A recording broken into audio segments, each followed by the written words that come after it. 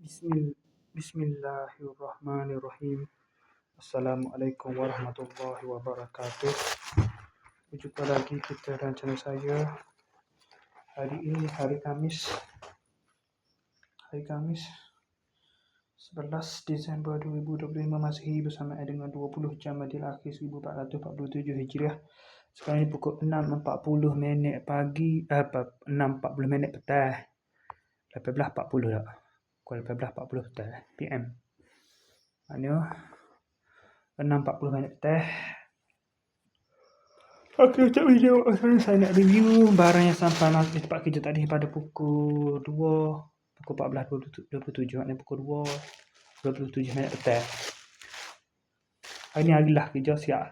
Alhamdulillah siap semua kerja. Siap dari pukul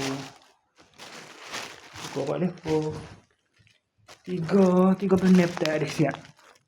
3 minit petang complete siap semua. Jadi untuk video kat sini saya nak review barang yang sampai tadi pada pukul 14.27, maknanya pukul 14.27. Ini pukul 2.47 lah. Pukul 2.27. 14.27 lah. Pukul 2.27 betul lah. Sapi saya ini satu ya Pak ya. Satu bagai siapa?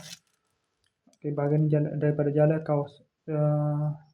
Jalan PK30 kawasan Perindustrian Kerbong, mungkin Kerbong Melaka, Malaysia, Melaka Tengah, Melaka. Shopee Express.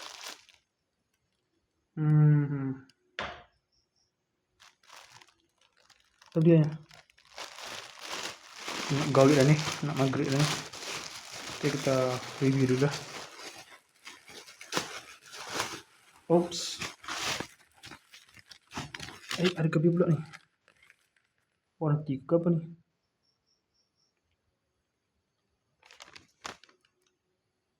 Supir siapa ni? Ada bakut. Stiker apa ni? Kopi. Stiker saya sah, dia sah. Ya, kopi sah. Untuk customer sah kopi tu.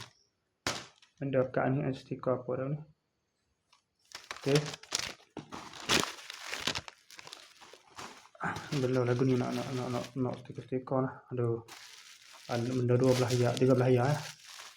Pada pinggan spot bell. Buku molek. Okey. Sekadar itu sajalah untuk video review ni. Okey, sekadar itu saja. Assalamualaikum, jumpa lagi. Bye.